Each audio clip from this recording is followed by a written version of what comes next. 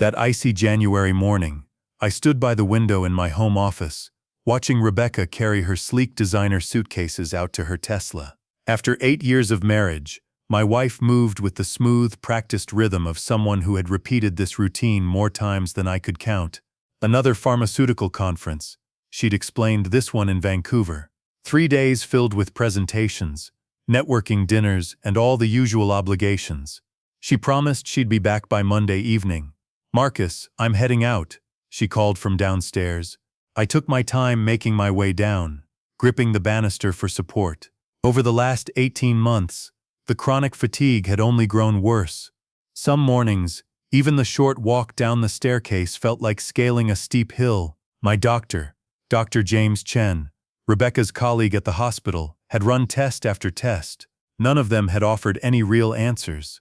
"Most likely stress," he'd concluded. "Your architectural firm has been putting a lot on your plate. Maybe it's time to think about cutting back." Rebecca waited by the front door, her auburn hair styled flawlessly, her face carrying that familiar blend of worry and quiet impatience. "Are you sure you'll manage?" she asked. "I can have Sarah stop by and check on you and Lily." "We'll be okay," I told her. "Lily's stayed in her room for 3 years now. 3 more days won't make any difference." For the briefest second, something passed over Rebecca's face, something I couldn't quite read. Disappointment, maybe. But it disappeared so quickly that I wondered if I'd only imagined it. "Rosa will come by tomorrow morning," Rebecca added, referring to the housekeeper. "I left some cash for groceries, and don't forget your supplements, especially the blue pills. They're supposed to help with your energy." I gave a small nod. Those blue pills were a recent addition, something Dr. Chen had prescribed 2 months earlier. I hadn't noticed much improvement, but Rebecca was adamant that I take them exactly as directed. She leaned in and kissed my cheek, leaving behind the sharp scent of her expensive perfume. "Take care of our girl," she said softly, "and try to get her to eat something besides crackers, okay?" Moments later, she was gone. The Tesla backed out of the driveway with a quiet electric hum, disappearing down the street. Standing there in the silence, our house in the Portland suburbs suddenly felt far too big and far too empty. Slowly, I made my way into the kitchen, every step reminding me how much my body ached. The coffee machine was already running. Rebecca must have set it up before leaving. I poured myself a cup and added the cream she always insisted on buying for me. When I took the first sip, a bitter taste filled my mouth. Lately, everything seemed to taste wrong. A few minutes later, I settled into the chair in my home office, getting ready for another day of remote work that I already suspected I wouldn't accomplish much of. Then I heard something that instantly froze the blood in my veins, a knock on my office door from inside the house. My hands stopped moving above the keyboard. Lily hadn't stepped out of her room in 3 years, not since she turned 14 and was diagnosed with severe social anxiety and agoraphobia. Her meals were always left on a tray outside her door. Most of our communication happened through text messages, and even then she rarely replied. Rebecca usually handled the interactions with our daughter, bringing her therapy assignments from Dr. Sarah Kim, another one of Rebecca's colleagues at the hospital. The knock came again, louder this time. "Dad, can I come in?" My throat tightened instantly. It was Lily's voice. I hadn't heard it in person for more than a year. Only through the occasional video call, and even those had become rare. "Of course, sweetheart," I managed to say. The door slowly opened, and my daughter stepped inside. But the girl standing there wasn't the pale, withdrawn teenager I'd caught glimpses of during those video calls. Lily stood tall in dark jeans and a hoodie, her long blonde hair tied back neatly in a ponytail.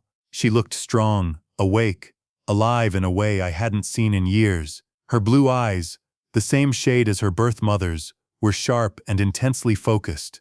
In one hand she carried a hard drive, in the other a thick folder. "Lily, what? How are you, Dad?" she said calmly. "We have 48 hours. Her voice was steady and clear, nothing like the shaky whisper I'd grown used to hearing through the closed door of her bedroom. "I need you to listen carefully to everything I'm about to tell you," she continued. "And I need you to trust me. Can you do that?" I stared at her, my mind struggling to understand what I was seeing. You're standing. You're out of your room," I've been able to walk and leave my room for 3 years, Dad. She quietly shut the door behind her and walked toward my desk. I never had agoraphobia. I was pretending the entire time. The words made the room seem to spin. What? No. That's impossible. Dr. Kim diagnosed you. We've spent thousands on therapy. Dr. Sarah Kim is sleeping with Dr. James Chen.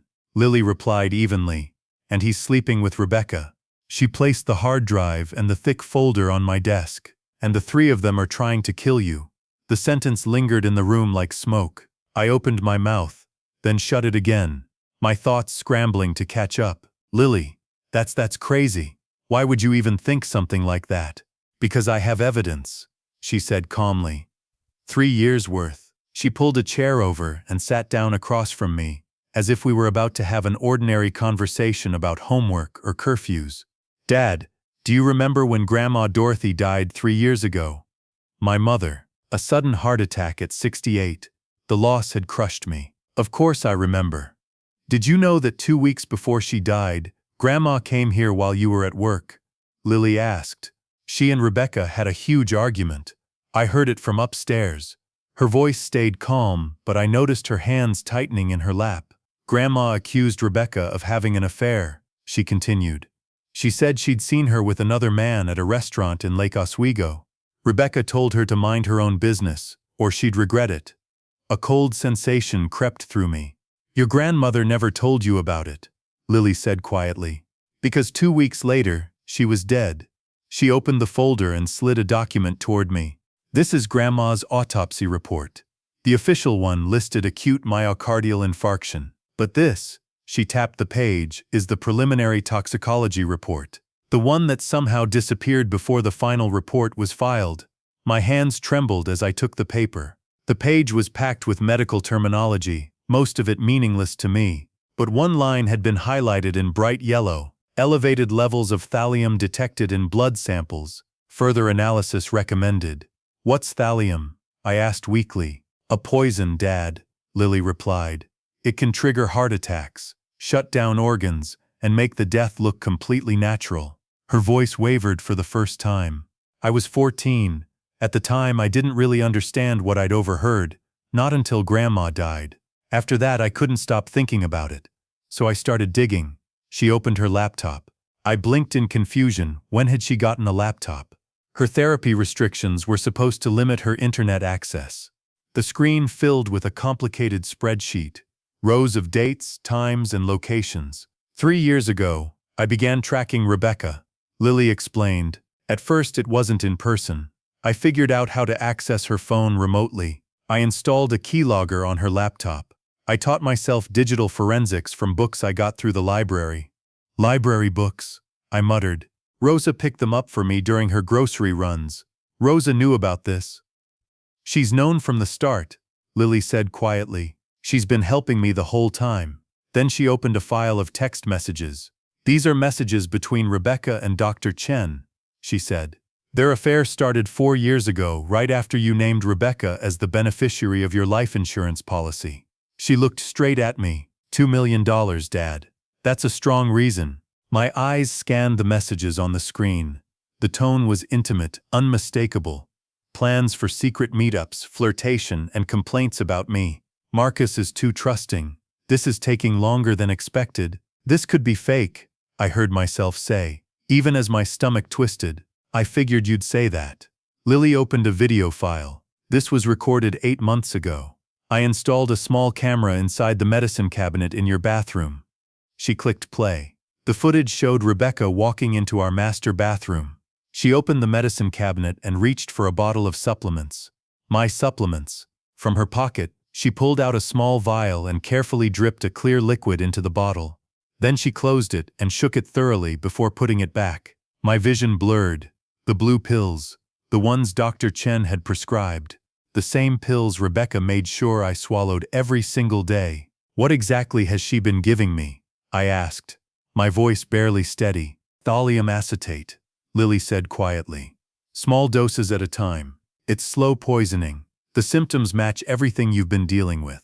Fatigue, muscle weakness, the mental fog. Eventually it destroys your organs. And when that happens, it'll look like natural causes. especially if Dr. Chen keeps adjusting your medical records to show a steady decline in your health. I shoved my chair back so fast it scraped across the floor. Staggering to the small bathroom connected to my office, I barely made it to the sink before I started vomiting. When I finally returned, pale and shaking, Lily was already opening more files on her laptop. "I'm sorry, Dad," she said softly. "I know this is overwhelming, but we don't have time for you to process everything slowly. Rebecca believes I'm still locked in my room, and that you'll stay weak and compliant until she comes home, but I need you functioning. I need your help." "Help you do what?" I asked, my voice sounding hollow even to my own ears. "Finish collecting the evidence and take it to the police before she gets back." Lily looked straight at me, and something in her expression made my chest tighten. There was a hardness there that no 17-year-old should ever have. "I've spent the last 3 years building this case," she continued. "I have financial records showing Rebecca and Dr. Chen transferring money into offshore accounts. I have audio recordings of them discussing ways to stage your death. I even have proof that Dr. Kim falsified my psychological evaluation, so I'd be isolated and dismissed as an unreliable witness." She paused for a moment. "But most of it is still circumstantial, without a few more key pieces." "What pieces?" I asked. "Rebecca has a safety deposit box at Columbia Bank," Lily said. "I know because I've tracked her movements for months. I think she keeps physical evidence there. Maybe the poison itself. Maybe documents connected to Grandma's death." She leaned forward slightly. "We need to get into that box." "How?" I said, shaking my head. "You can't just break into a bank." "We won't have to." Lily pulled another sheet of paper from the folder and slid it toward me. "You're still legally married," she said, "and Oregon is a community property state. The law gives you full authority to access any safety deposit box that carries both your names." I went through the records for every box registered to Marcus and Rebecca Thornton.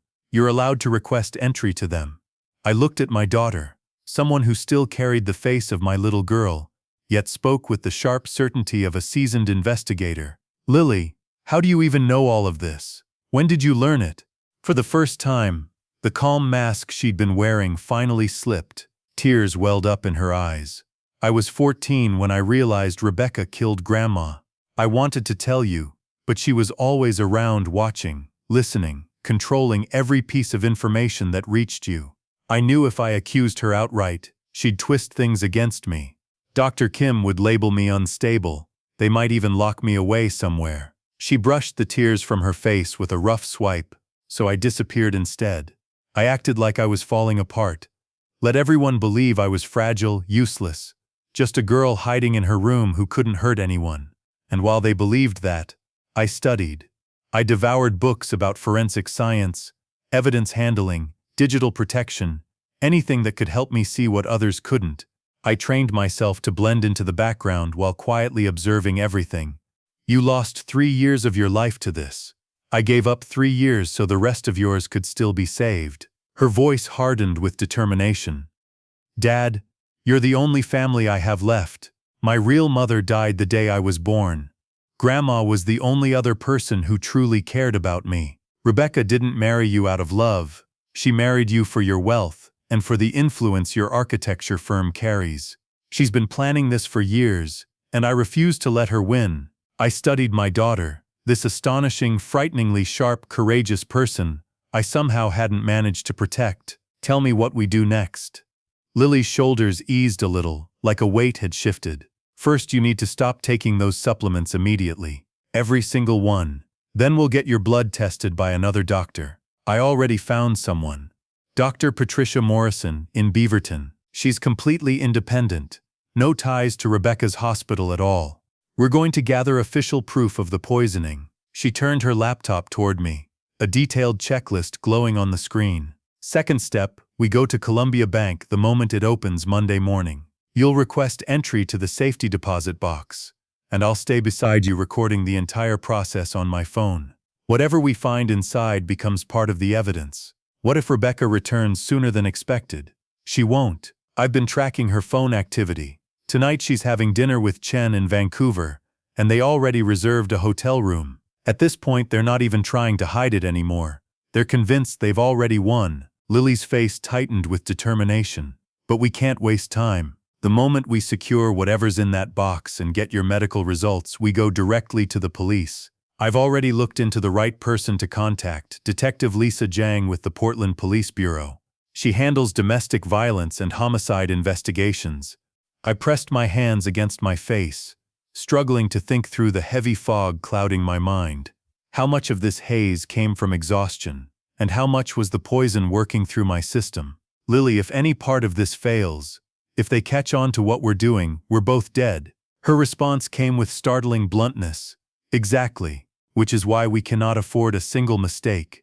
That's why I spent 3 years making sure every piece of evidence was cataloged, duplicated, and stored in multiple places. Copies have already been sent to a lawyer with instructions to release everything if something happens to us.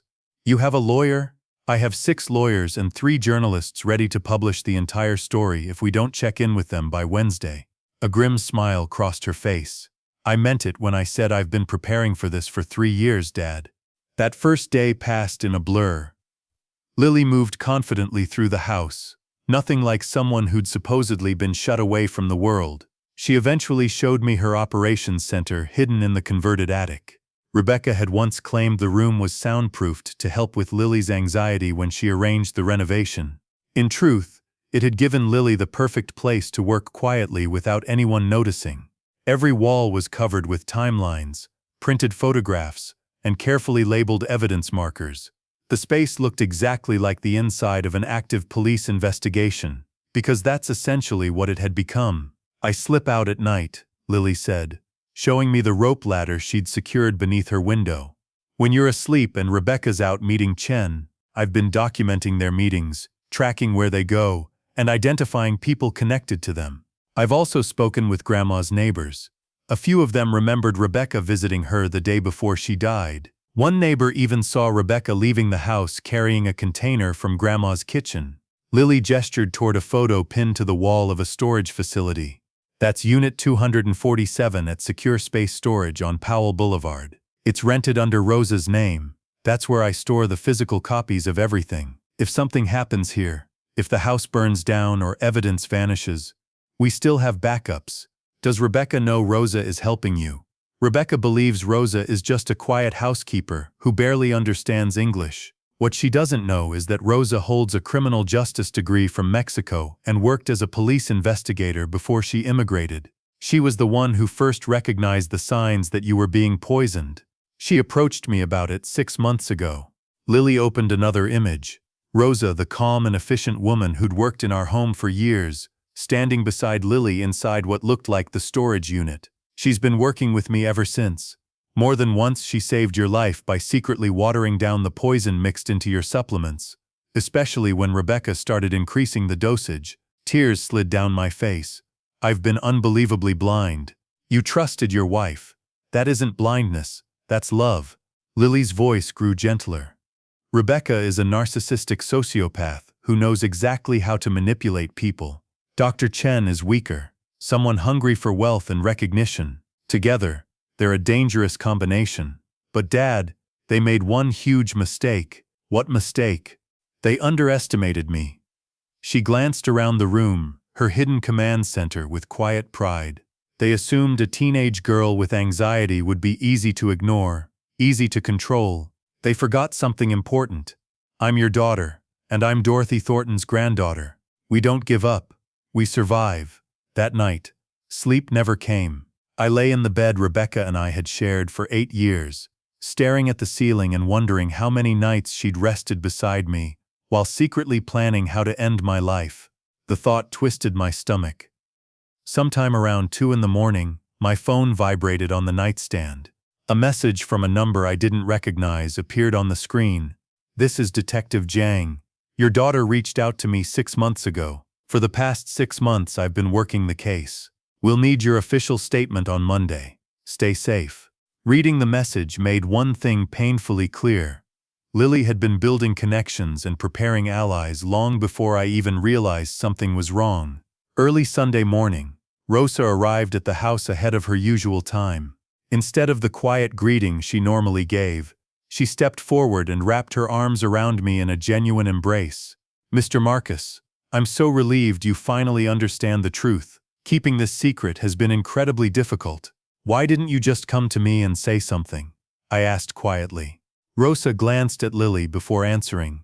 Would you really have believed me? A housekeeper accusing your wife of murder? You would have assumed I was trying to cause problems or take advantage of you. No, Lily was right. What we needed wasn't accusations. We needed proof. Mountains of proof. Evidence so strong no one could dismiss it. She prepared breakfast afterward. An actual breakfast. Eggs, fresh fruit and coffee that didn't carry that strange bitter taste I'd grown used to. No more poison, she said with firm certainty. From now on, I'm the one preparing all your meals. Lily did a background check on me. You can trust me. After eating, we drove out to Beaverton to visit Dr. Morrison's clinic. Lily had already arranged the appointment using a false name and paid in cash to avoid leaving a trail. Dr. Morrison turned out to be a sharp, observant woman in her 50s. She listened silently as Lily explained everything from the suspected poisoning to the years of manipulation. When Lily finished, the doctor nodded slowly. I'll need blood, urine, and hair samples, she said. Hair testing can reveal poisoning over an extended period. If what you're telling me is accurate, the results will be extremely serious. Her expression softened as she looked at me. Mr. Thornton, you should understand that thallium poisoning is very dangerous. Depending on how much exposure you've had, there could already be lasting damage to your organs. We'll need to begin chelation therapy immediately.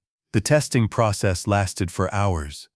While we waited for the first preliminary results, Lily opened her laptop again and began showing me even more of what she'd uncovered. There were financial records revealing that Rebecca had secretly taken out a second mortgage on our home without my knowledge or permission. There were also life insurance papers where my signature had clearly been forged to increase the payout. Alongside them were emails between Rebecca and Chen, casually discussing their future retirement in the Cayman Islands. She's been preparing to kill you for at least 2 years, Lily said quietly. Maybe even longer than that. She murdered Grandma because Grandma discovered the affair and was about to expose it.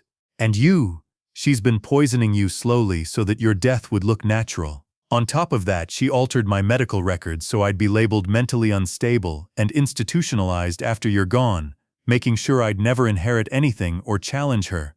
Why wouldn't she just divorce me? Because of the prenup. If she leaves you, she walks away with almost nothing. But if you die, she gets everything. Your life insurance policy, your half of the house, your stake in the architecture firm, your retirement funds. And as my legal stepmother, she'd control my inheritance until I turned 25. That gives her another 8 years to treat my supposed mental illness, and possibly have me declared legally incompetent. The sheer calculation behind it stole the air from my lungs. She's been planning to destroy both of us. Yes, but she made one mistake. Lily's smile held a sharp edge. She forgot that I'm smarter than she thinks, and I have something she doesn't, something she'll never understand. I actually love you. A few minutes later, Dr. Morrison returned, holding a sheet of test results. Her expression was serious. Mr. Thornton, the levels of thallium in your body are extremely high. Frankly, you're fortunate to still be alive.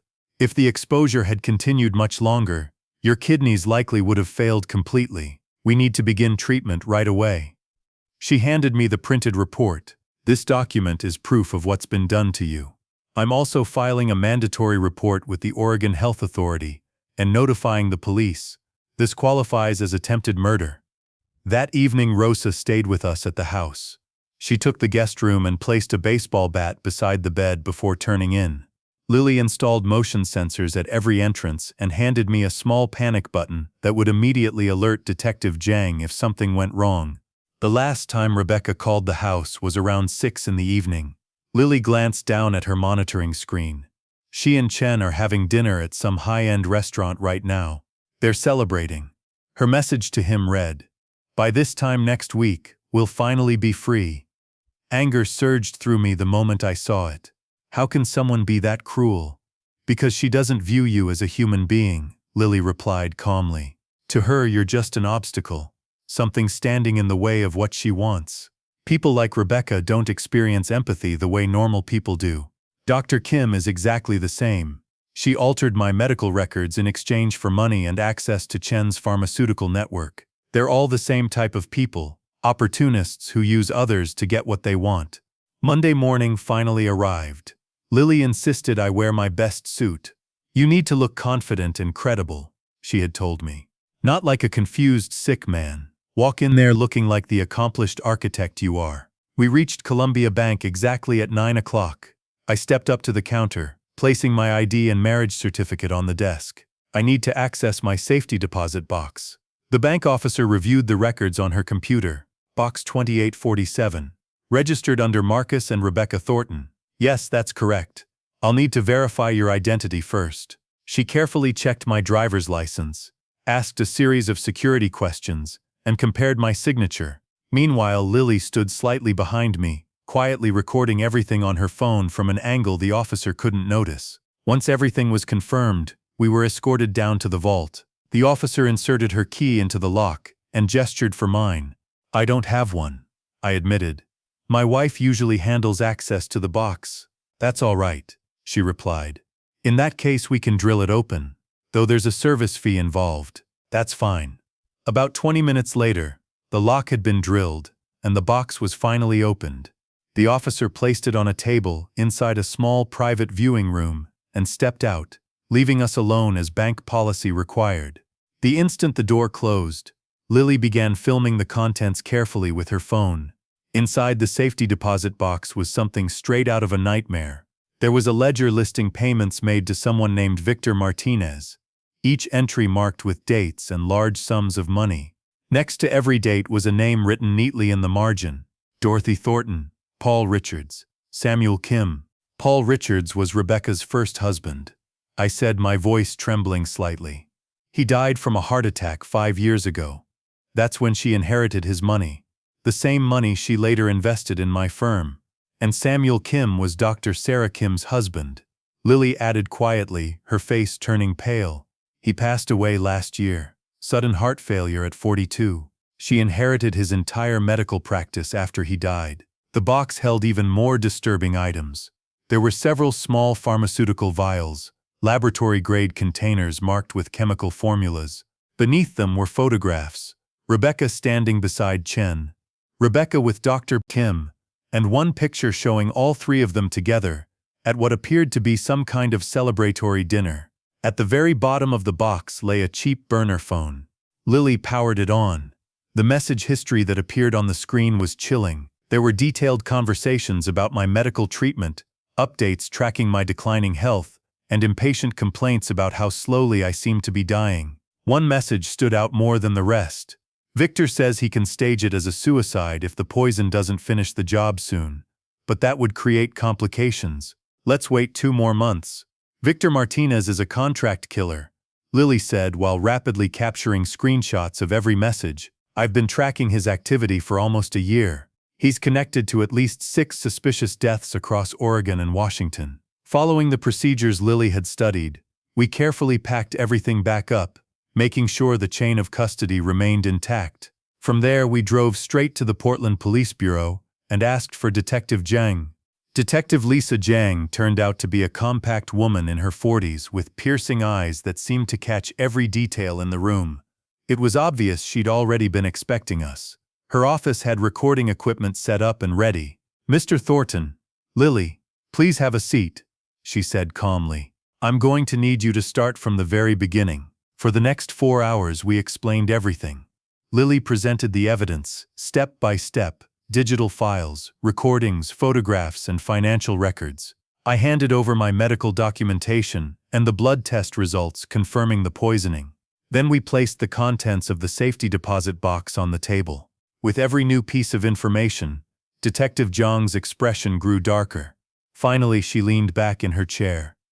"This is one of the most thorough civilian investigations I've ever seen. Lily, you could easily build a career in law enforcement if you wanted." Lily shook her head slightly. "I don't want a career. I just want my dad to be safe." "He will be," Jiang replied firmly. Then she picked up her phone. "I'm contacting the district attorney right now. With what you've brought in, we have enough to request arrest warrants for Rebecca Thornton, Dr. James Chen, and Dr. Sarah Kim.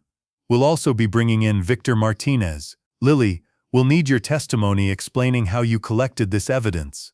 Are you prepared to do that? Yes, ma'am. Lily answered without hesitation. You should be aware that some pieces of what you gathered, like recordings taken directly from their phones, may not hold up in court because of how they were obtained. However, there's still more than enough legitimate evidence to move forward.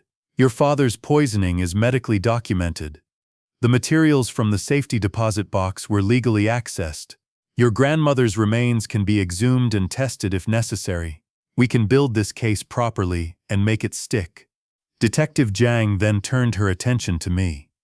Mr. Thornton, until these arrests are carried out, I'd like to place you and your daughter under protective custody. Do you have somewhere safe where you can stay temporarily? Rosa's house, Lily said immediately. Rebecca doesn't know where she lives. Later that evening, tucked away inside Rosa's modest but welcoming home in southeast Portland, I sat in front of the television, watching the breaking news coverage. Rebecca, Dr. Chen, and Dr. Kim had all been taken into custody. The reporter described it as a complicated murder-for-hire plot, tied to multiple suspicious deaths. Just then, my phone rang. Rebecca's number flashed across the screen. I let it go straight to voicemail. When the message played, her voice sounded calm, almost chillingly calm. Marcus, I don't know what stories they've been feeding you, but you need to come get me out of here. I'm your wife. We're supposed to face problems together. Call me back immediately. There was no fear in her tone, no begging, only orders. Even now, she still expected to control me. Lily watched quietly as I erased the voicemail. You okay, Dad? She asked gently. I exhaled slowly. I'm not even sure what I'm feeling. Angry, betrayed, relieved that I'm still alive, and grateful for you. I pulled her into a tight embrace. You saved my life. You're the bravest person I've ever known. She held on to me tightly, and suddenly her whole body began trembling with the sobs she'd kept buried for 3 long years. I was so scared, she whispered through tears.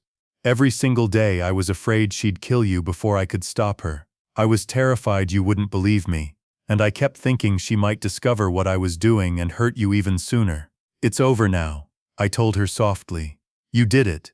Not yet, she said, pulling away and wiping her face. We still have to testify. We have to make sure they spend the rest of their lives in prison. The trial began 6 months later.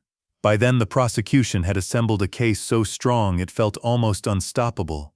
My mother's body had been exhumed, and the tests confirmed what Lily had suspected all along: thallium poisoning. Paul Richards's death had been reopened and re-examined. Poisoning again. Samuel Kim's death was reviewed as well, and the results were the same. Poison. 3 murders. 1 attempted murder, along with fraud and criminal conspiracy. The prosecution called me to the stand first.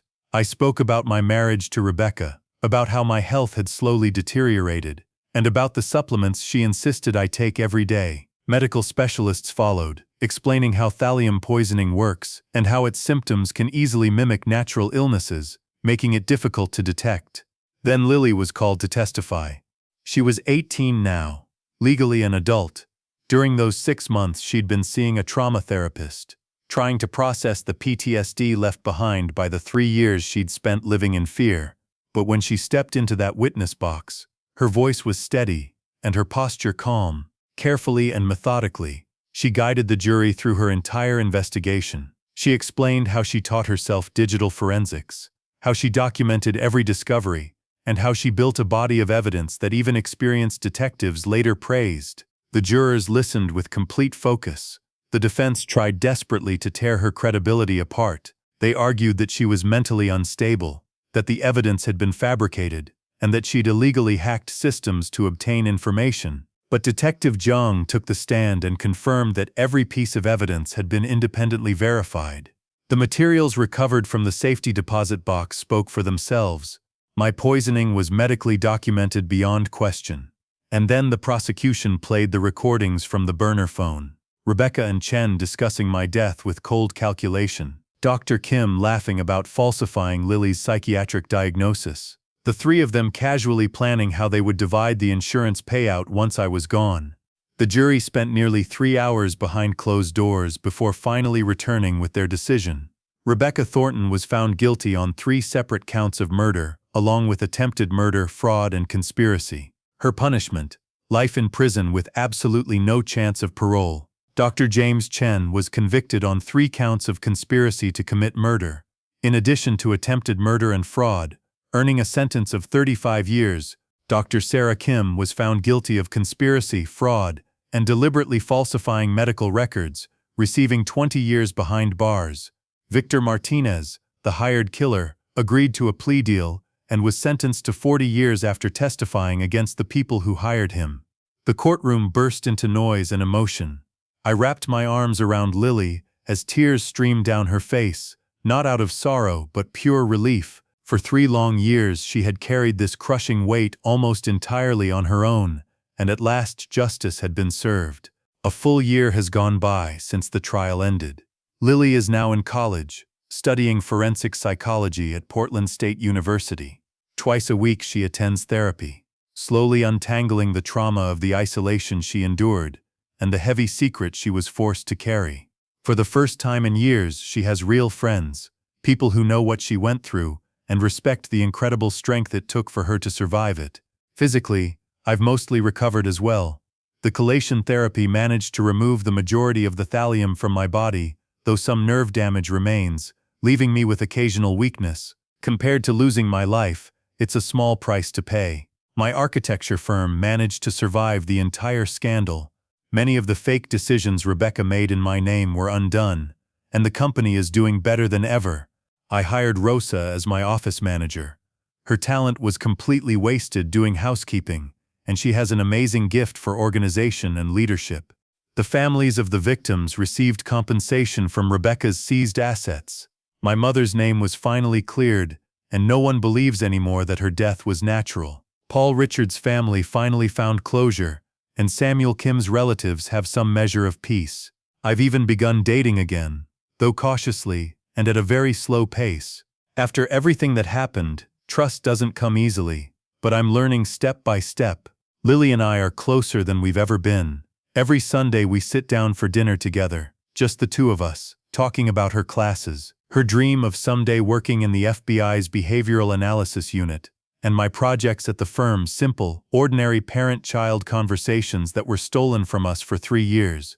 And sometimes I catch myself looking at her in quiet disbelief, remembering that at just 14 years old, when most kids were worried about homework or social media, she was secretly piecing together a murder investigation. She gave up the most important years of being a teenager: school dances, first dates, friendships, and the simple normal moments most kids take for granted, just to keep me alive. The real hero of this story has never been me, it has always been her. If this entire nightmare taught me anything, it's a simple truth: trust people, but never stop verifying. Loving someone should never mean turning a blind eye. I trusted Rebecca without hesitation, and never once challenged the version of reality she carefully created around our lives. I allowed her to manage my medical treatment, control my daughter's care, and even handle our finances without question. By blindly assuming everything was done with good intentions, I failed in my responsibilities as both a father and a partner. True love isn't built on silence or blind faith. It's built on honesty, openness, and accountability. Asking questions is not wrong. Confirming facts is not betrayal. And when your instincts whisper that something isn't right, you should listen. When someone begins cutting you off from the people who care about you, limits your access to information, or slowly makes you doubt your own judgment, those are not small issues. They are warning signs. Coercive control is very real, and it's a dangerous form of abuse that often comes before physical harm. If anyone reading this feels constantly drained, confused, manipulated, or controlled, please seek another perspective. Visit a doctor your partner didn't suggest. Speak with a friend your partner hasn't approved of. Believe in your own instincts. And to every parent out there, listen to your children. Truly listen. Lily tried more than once to show me that something was terribly wrong, but I overlooked the signs because I was wrapped up in my own routine and my blind trust in my wife. Children often notice what adults fail to see, simply because they haven't learned how to justify or ignore harmful behavior. Even so, every single day I feel grateful for my daughter, her intelligence, her bravery, and the depth of her love. She could have stayed silent, allowed Rebecca's plan to succeed, and eventually inherited everything. Instead, She chose to endure 3 long years of isolation just to save my life. That is the purest and most powerful form of love I've ever experienced. Somehow, against all odds, we made it through. And now we're doing everything we can to help others notice the warning signs that we once failed to see. Because if our story can open even one person's eyes, then maybe, just maybe, we can stop another family from walking the same painful path we did. The truth is, the most dangerous monsters aren't strangers hiding in dark alleys. They're the ones who share your home, the ones who understand your weaknesses, the ones you trust without question. And the only real protection against them is awareness, staying alert, and having the courage to speak the truth, even when everyone around you believes the lie. If this story moved you or made you think, make sure to support the channel by subscribing to A Father's Wrath and staying with us for more powerful stories like this. Your support truly means a lot.